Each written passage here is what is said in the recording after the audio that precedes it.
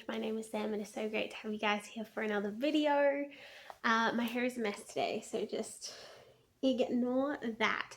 But today I'm going to bring you guys some fantasy. Well, some of them are still recommendations, but it is mostly a bit of an average fantasy video, so bear with me. I think a lot of the problem was for the ones that were like any good. I don't think I was the intended audience, and I think that brought it down a little bit for me. But that being said, some of my viewers are not the same age and demographic as I, so I'm still going to share them with you, and yeah, hopefully I have better luck for my own personal reading next time. But I'm going to talk about a couple of new releases. They are both about to release in the next month or two. So I'll talk about them first because they actually were decent, and then we will go into these ones that were in the cover photo. So the first one is Sky of Seven Colors. This book is, from what I gather, a middle grade YA kind of what's it called, age group. I think it is considered YA, but it's on like the lower end of YA, I would say. And I gave it a 3.75 overall because, again, I'm not the intended demographic, and so it did feel a little bit young for me. But if you have a teen, go nuts because it is a pretty good story. It is about this girl, and she is in love with her best friend, and he's in love with her, but neither of them has said it. And it comes to her birthday before he moves away to go to college, and he takes her on this hike because that's what they do. And he confesses his love for her, and before she can respond, he falls and is in a terrible accident and ends up in hospital in a coma. And she is absolutely devastated because she doesn't want to lose him, and she didn't get a chance to say I love you back. And she's waiting at the hospital, but a couple of days go past and there's no change, and his mum tells her to go home because they just want some time with their son alone, which is fair enough. And so she goes home, and she can't shake this feeling that she needs to go back to where it happened. And so she goes back and gets kidnapped by these giants who are they live on Earth but in another realm. It's a bit strange but interesting at the same time. And yeah, she gets kidnapped by them and is they kidnapped her because they're trying to force her to marry their king to help save them. It's a bit complicated, but you'll see what I mean if you read it. And yeah, it was really interesting. It gave me C.S. Lewis space trilogy vibes. It also gave me sorry, my baby's in the background. She's refusing to have her nap, but she's fine. She's in her cot just trying to entertain herself. Yeah, it also gives me Wrinkle in Time vibes, even though I know those are both sci-fi and this is a fantasy. This is just similar in that regard, even similar to George MacDonald's kind of stories. I can't remember the specific one I'm thinking of, but yeah, he's got a story that's a bit similar as well, I would say. So yeah, there's that. So go check that one out if you're interested. Like I said, it is currently for pre-order, so go nuts. It is an Enclave publishing book. But yeah, I happened to get a copy because I had actually signed up to the street team on the author's Instagram. So if you're interested in any of that kind of details, go check out Instagram. Yes, then there is Bad Tidings, and it is written by a guy named Paul. You can go find him over on Instagram as well. I will try and link these authors below for you guys. Sorry guys, we got the sneezes. And yeah, he is about to release this next week, I believe. And the cover doesn't suit what the story is about, because when I saw the cover and I signed up for the street team, I was expecting it to be like almost like The Witcher that kind of vibe. It's not. It's much more like almost middle grade, I would say, maybe a little bit older than middle grade. But it's definitely for a younger audience than myself, I feel. But it was probably like a 3.5 for me. Again, probably only just because I'm not the intended audience, and if you were younger, I feel like you'd enjoy it a lot more because you'd be able to relate to the characters. But it is about a boy, his best friend, and his best friend's sister who he has a crush on, and he is a bard, his friend is the jester, and then his friend's sister is a barmaid who has like I guess they're magician magician type powers. Like she can make illusions, which is kind of cool. But like she's not very trained, and yeah, so she well, hang on. They are all what like living in this kingdom where the king is like a really evil sorcerer, and he is not a good guy, and they had signed up to be his bard and magician thinking it would like be the making of their career, but turns out it's like a terrible gig, and if they screw up they get killed. And so they are trying to find a way to escape, and some things go down and they end up on the run. And they end up at a dragon's cave, trying to fend for their lives, and they end up equipping themselves with all this dragon treasure, which they didn't realize then means that the dragon is going to hunt them down for the rest of the story. And yeah, they like manage to escape and essentially end up on this mission where they are trying to warn the jester and his sister's hometown that they're about to be invaded by this evil king. And so they're trying to do everything they can to get there fast enough before this army arrives and wipes them all out, because it's just like a little farming community. And yeah, it was really interesting. I did enjoy it. I definitely think if you have like teenage boys, they would really enjoy it. It does give me similar vibes to Wing Feather Saga, so if you like that, you might like this Bard Tidings as well. But yeah, just keep in mind it feels younger. Like when I read Wing Feather Saga, I didn't necessarily feel like it was written for a younger audience, whereas this does feel that way. So just bear that in mind if you're going to give it a go, but still worth your time. And then there is this pile of books, most of which, well, yeah, most of which were not great. So we have The Iron Tree by Celia Dart Thornton. I picked this up at the secondhand shop because I like this author, because I read the Bitterbine trilogy, which is what she's famous for, and I really enjoyed it. So I thought I'd try expanding into her other series.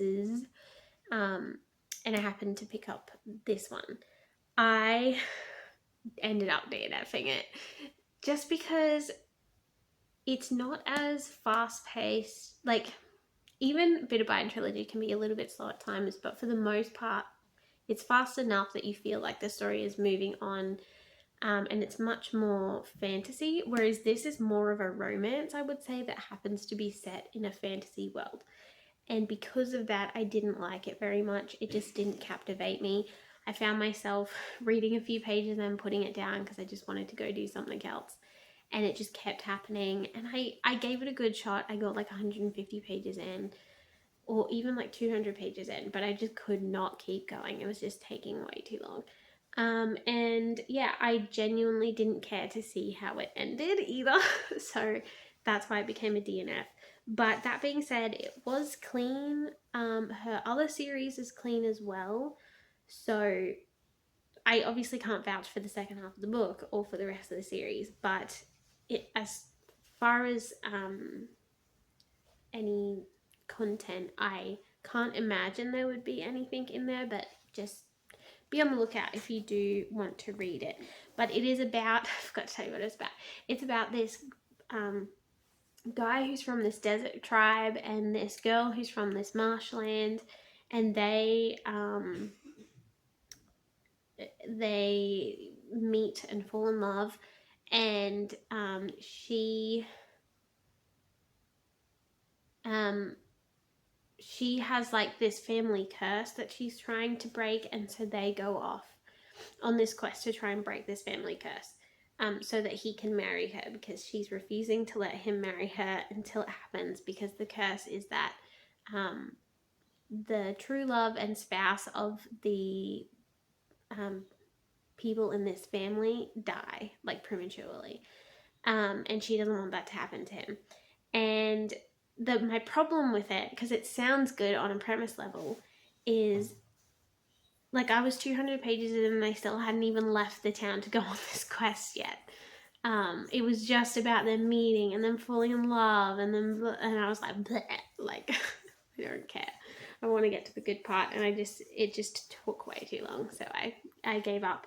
But yeah, if you are more interested in the romance side of things, I would recommend it. Like, I feel like Amanda might like that from Book Club Amanda. I feel like it might be her kind of fantasy.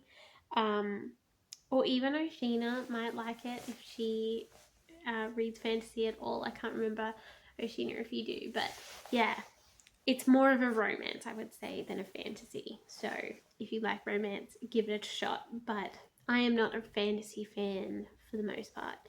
And then there was this book, Catherine Kerr's The Red Wyvern, which I was looking forward to because it says book 1 of the Dragon Mage, and it's got a picture of like a wyvern on the front, a dragon.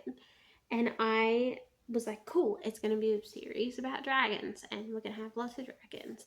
And that's what I was hoping for. And I was like more than 100 pages in, and there was not a single dragon. And it was all about like political intrigue and castle politics, rather than anything actually interesting. And I was really disappointed too, because it says, like, the person who reviewed it on the front says they think that it's like Lord of the Rings, but I don't see that comparison by any means. I would say it's closer to like Dune in the fact that like it's just like castle politics and all the rest of it. But I ended up DNFing it, one because I was bored, but also because there is a really like strong level of witchcraft in it that just didn't sit well with me. And the first chapter, well, the first few parts of the book, there's like 3 different prologues, were very confusing, and one of them had like Christians in it, but they believed in someone called Jehu instead of Jesus, and it was just a bit weird. And then it was mixed with like, and then they were interacting with people who performed witchcraft, and I don't know how that joins up later on, but it just made me uncomfortable, so do not recommend that one. Then there was Inkheart, which I love this cover that I've got. Look at this. This is stunning. I absolutely love this so much, and I am gonna buy the other 2 in the series mostly to have the covers. But I gave this a 4 out of 5 stars, so it was pretty decent. It only just made a 4 out of 5 for me though, just because again it's intended for a younger audience. So I missed, like, I should have read this like 5 to 8 years ago, when I was a teen, and then I would have enjoyed this a lot more. Like, this for sure was something I would have frothed over like 8 years ago. But now I just feel like my experience reading fantasy has surpassed the magic and the whimsy that this would have given me. That being said, go read it. It's a really good classic, and it is great if, again, you're a teen or have a teen in your life. I did like this. There's no, like, the most content warning wise there was in this was there's like 3, I think, instances of someone saying God's name in vain. But apart from that, it was pretty clean. But yes, this book is not what I remember the movie to be like either, because I loved the movie, and now I need to go rewatch it because I haven't watched that in like probably 10 years, maybe more than that. The one with Brandon Fraser in it. But yeah, this is about this girl whose father is a book rebinder and restorer, and he has the ability to speak characters and objects in and out of books. But the problem is, every time he calls something out, which is always unintentionally, something else goes in its place. And one night when he's, well, I'm not going to say that because that will spoil it. But yes, so there's him and his daughter, and he refuses to read out loud to her because he doesn't want anything bad to happen, because when he initially noticed that he could perform this gift, he accidentally read out some really bad villains from this book called Inkheart. And since then, those villains have been trying to catch up with him and his daughter to make him read stuff out of books for them so that they can take over the world, and so that they can have the rest of their villain gang in the real world. And so he is on the run, but he keeps getting captured by them, and then they keep escaping, and then he keeps getting captured again. And there is a lot of back and forth. Accidentally left my bookmark in the front. Like, this book is a long book. It's 550 pages, which I feel like for the audience is quite long. Even I found it being like, okay, I get it. They're like in the same situation again. Because it is a little bit repetitive in they're captured, they're not captured, they're captured, they're not captured. But some people enjoy that. So yes, that is what it is about. It's very interesting. I do like the characters in it, especially Eleanor. I think she's a lot of fun. She is the main girl's great auntie, I think. But yeah, it's definitely a book for book lovers. And yeah, anyone that likes books coming to life, any of that kind of thing, this is a good one for you to pick up. And then finally, I know I've showed this one before, but this is a collection of Brandon Sanderson's short stories. And I finally read the last one in the book, which is from Stormlight, because I was up to it. It is called Edge Dancer. And just trying to find you the front here. So it's from the Rosharian system, and that is what Stormlight is about. There's a little cover. There you go. So I have read all the others in the books and told you guys about them previously, but I didn't get to read the last short story because you have to read book 1 and 2 of Stormlight first. I'd finally read book 1 and 2 of Stormlight. They are like over 1,200 pages each, and they're brutally long. And so I finally made my way to the short story, which I have now finished. And I am partway through book 3 of Stormlight, but that is taking way longer than I want to acknowledge. And yeah, so I read Edge Dancer, and it is about one of the characters in Stormlight. Her name is Lift.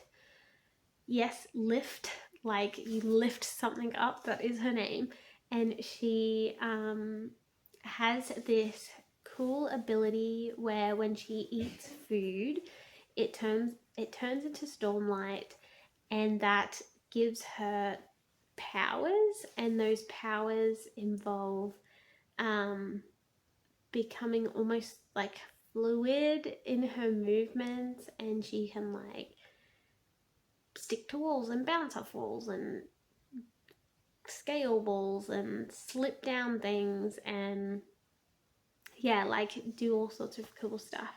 And yeah, she's actually a child, whereas most of the other people in Stormlight are all adults and are a bit hard around the edges. She is a relatively fun, naive, uneducated girl who grew up in poverty, and she doesn't want to grow up very much so. She gives me very strong Peter Pan vibes in the fact that, yeah, she refuses to acknowledge that she's getting older, and she doesn't want to accept help from anyone that would make her fit in more with society or educate her. Like, she really is adverse to learning how to read.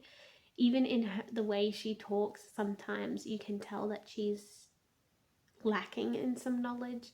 But she doesn't let that stop her, and she, if anything, it makes her bossy.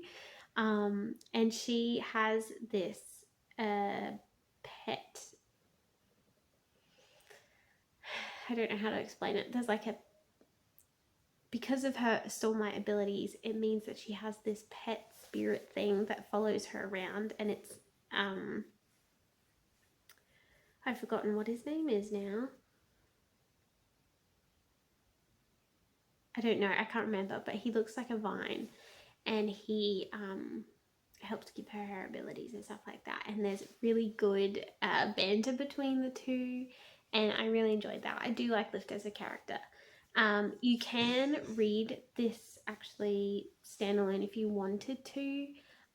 There is references to other stuff, but I don't think you would have to really know the Stormlight universe to pick up on what he's putting down.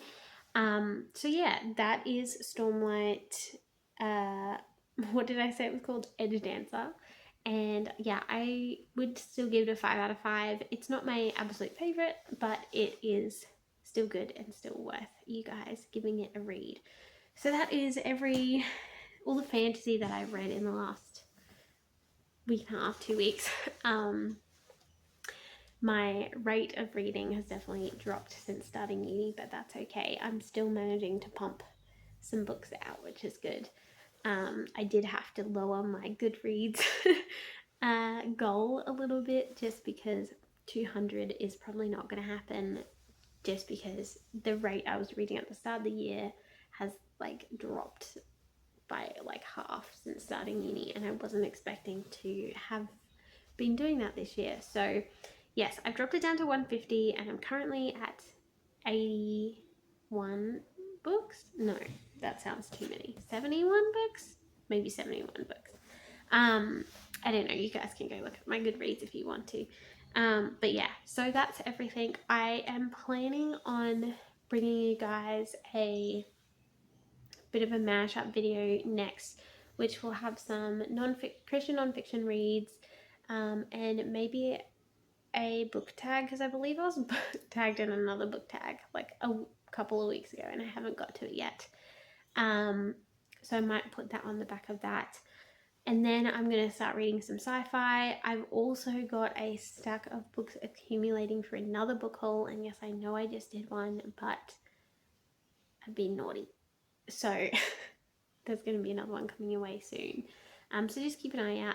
I also might be doing a reading sprints live stream with Katie from Paperbacks and Ponytails in the next few weeks. So keep an eye out for that as well. I'm also slacking on my Instagram, but I am trying to keep up with posts. So if you want to follow me there, go for it. It's at the Book Bunch on BookTube because the Book Bunch was already taken for some reason. But yeah, that is everything, and I'll see you guys in the next video. Bye.